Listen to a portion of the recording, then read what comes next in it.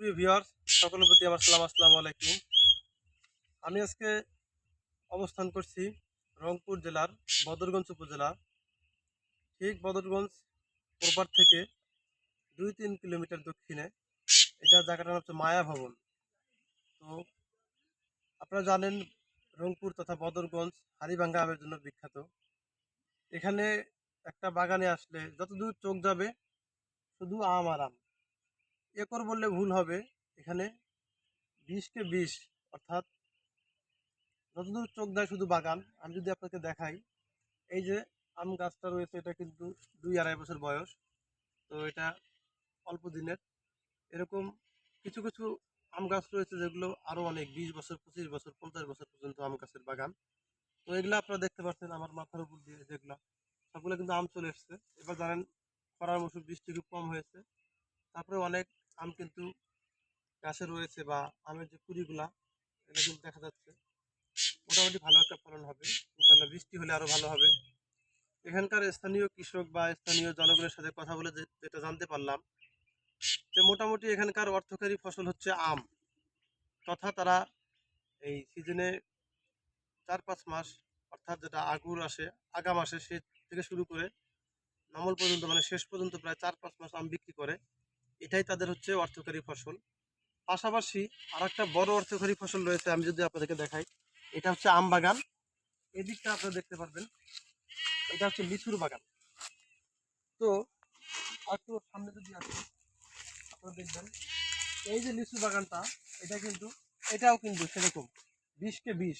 আমি যদি আপনাদেরকে আরেকটু দেখাই, যদি এদিকটা দেখেন, কত দূর পর্যন্ত যে এই বাগানটা রয়েছে আমি নিজেও জানি না, কারণ যতদূর দেখা যাচ্ছে ততদূর শুধু সেই এই লিচুর বাগান, আর এদিকটা হচ্ছে আমের বাগান। তো লিচু লিচু সম্পর্কে যদি বলতে যাই, এটা বলতে হয় যে সারা বাংলাদেশে জানে যে দিনাজপুরের লিচু বিখ্যাত। আসলে দিনাজপুর বলতে আমরা কি বুঝি? দিনাজপুর পার্বতীপুরের পাশে বদরগঞ্জ। যখন আমরা উত্তর অঞ্চল বলি, তখন উত্তর অঞ্চলের যে বিভাগের যে জেলাগুলো, সেগুলো সবগুলোকে বুঝি। আর দিনাজপুর নামে বিখ্যাত, বাট দিনাজপুরের লিচু চলে। পাশাপাশি দিনাজপুরের যে আবহাওয়া, সেই আবহাওয়ার সাথে ম্যাচিং রেখে, বা সেই আবহাওয়ার মতো যে এলাকায় যে আবহাওয়া, অর্থাৎ দিনাজপুরে যে লিচু হয় তার পার্শ্ববর্তী অঞ্চল, যেমন এই যে এদিকে রংপুরে বদরগঞ্জ বলেন, বা দিনাজপুরের আশেপাশের যে অঞ্চলগুলা, সেগুলোতে কিন্তু একই পরিমাণ বা সেম লিচুটা আসে। অর্থাৎ দিনাজপুরের লিচু যদি লিচুর নামে যেগুলো চলে, আসলে এসব লিচু চলে।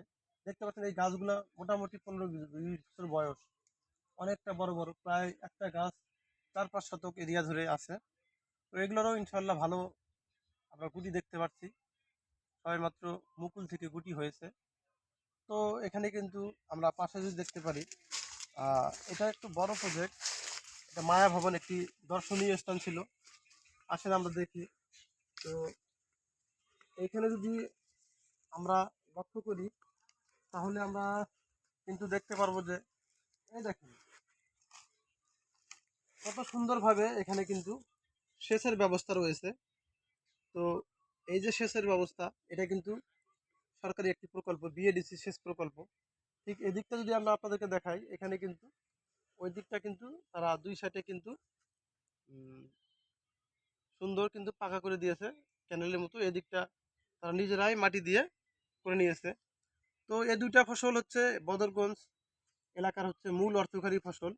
এবং আমার চোখে যেটা আরো পরিলক্ষিত হলে, এবং স্থানীয় কৃষকদের সাথে কথা বলে যেটা জানতে পারলাম, আম এবং লিচুর পাশাপাশি আমি আপনাদেরকে দেখাবো একটি ফসল, এটাও খুব ব্যাপকভাবে এলাকায় হয়ে থাকে, বা এটাও তাদের একটা অর্থকরী ফসল।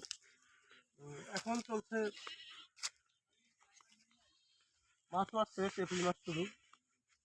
তো রমজানও শেষ হয়ে গেল, ঈদের সময়। তো আরেকটা ফসল হচ্ছে, আমি যেটা আপনাদেরকে দেখাচ্ছি, এটা হচ্ছে এই যে দেখতে পাচ্ছেন আমার পিছনে ঘাসের বাগান। তো এটা এটা তারা যে খামার করে, খামারে গরু বা গবাদি পশুকে খাওয়ানোর জন্য যে এই ঘাসটা চাষ করে তা কিন্তু না। এই ঘাসটা তারা বাণিজ্যিকভাবে চাষ করে, অর্থাৎ এই ঘাসটা তারা চাষ করে এটা বাজারে বিক্রি করে। আমি বাজার ঘুরে যেটা দেখতে পেলাম, এটা একটা করে আটি এরকম 2 মুঠ বা 1.5 মুঠ হবে, 2 হাতের একটা মুঠ হবে বা এর একটু ছোট হবে, যেটা ওজনে 1.5 থেকে 2 কেজি। তো সেরকম আটি তারা 5 থেকে 6 টাকা বিক্রি করতেছে। তাহলে আপনি ভাবেন যে 1 শতক জমিতে কতটুকু ঘাস হওয়া সম্ভব বা কয় কেজি ঘাস হওয়া সম্ভব। আর একটা কথা বলে রাখি, সেটা হচ্ছে এখানে দেখতে পেলাম আমি বেশিরভাগ জমিতে, প্রায় 90% জমিতে তারা, অর্থাৎ যে ঘাসের জমিতে, যেসব জমিতে ঘাস চাষ হয়েছে সে সকল ঘাসের জমিতে হিসাব করতে গেলে 90% জমিতে তারা নেপিয়ার ঘাস চাষ করছে। এরও পিছনে একটা কারণ রয়েছে, কারণ হচ্ছে নেপিয়ার ঘাস কিন্তু এদিকে মোটামুটি আমি যেটা দেখলাম, সবাই কিন্তু ফ্রিজিয়ান গাভী পালন করে। নেপিয়ার ঘাসটা হচ্ছে ফ্রিজিয়ান গাভীর জন্য একটু আদর্শ ঘাস। এই ঘাসটাতে যে প্রোটিন পার্সেন্টেজ থাকে, সেটা ফ্রিজিয়ান গাভী বা অন্যান্য গাভীর জন্য ভালো, কারণ ওটা খাওয়ালে দুধটা একটু বেশি হয়। যদিও নেপিয়ার ঘাস থেকে ফলন কম। আর 10% আমি জারা এবং ওই দিকটা দেখেন জারা এবং পাচ্চং পরিলক্ষিত হলো আমার চোখে। তো জারা এবং পাচ্চং ঘাসটা খুবই কম, নেপিয়ারটাই বেশি। তো এটাও আম এবং লিচুর পাশাপাশি আপনার চোখে, আম বাগান এবং লিচু বাগানের পাশাপাশি কিন্তু এই ঘাসের বাগান চোখে পড়বে এই দিকটায়। এবং স্বল্প পরিসরে বদরগঞ্জ থেকে, শহর থেকে দক্ষিণ অঞ্চলটাতে স্বল্প পরিসরে ধান এবং ভুট্টা দেখা যায়। তো আমি আপনাদেরকে ভুট্টাও দেখাবো, এদিকটা আসলে ভুট্টাটা কেমন হয়। ভুট্টা যেহেতু খরা সহিষ্ণু একটি ফসল, তো সেটাও আমি আপনাদেরকে দেখাবো।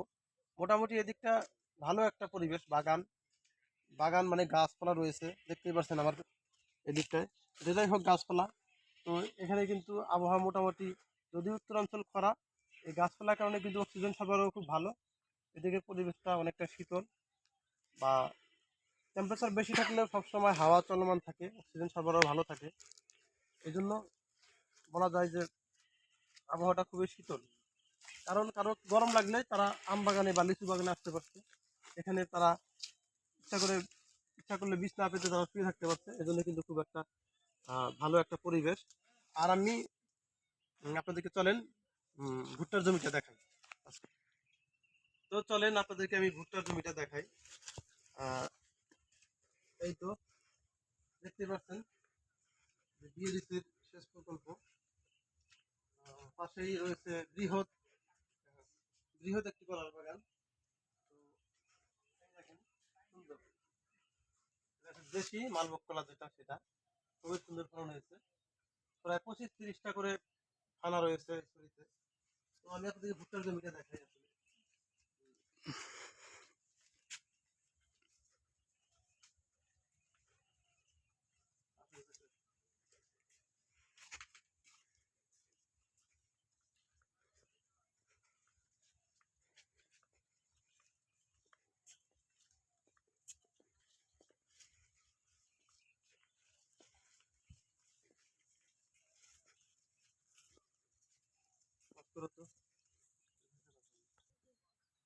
তো এই যে দেখেন, এখানে কিন্তু ভুট্টা চাষ হয়েছে।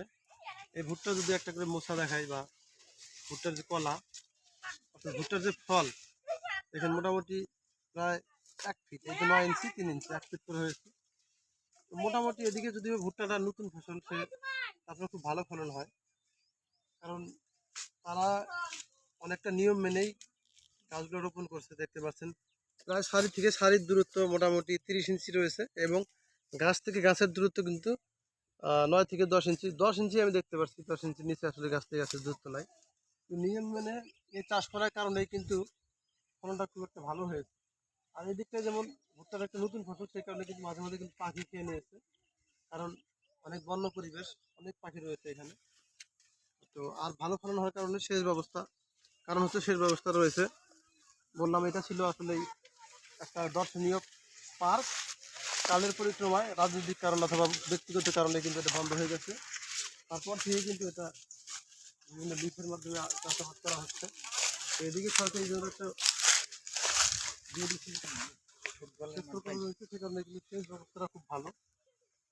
তো এই হচ্ছে আজকের প্রতিবেদন। সকলকে ধন্যবাদ, সকল সুস্বাস্থ্য কামনা করে এখানে শেষ করছি। আসসালামু আলাইকুম।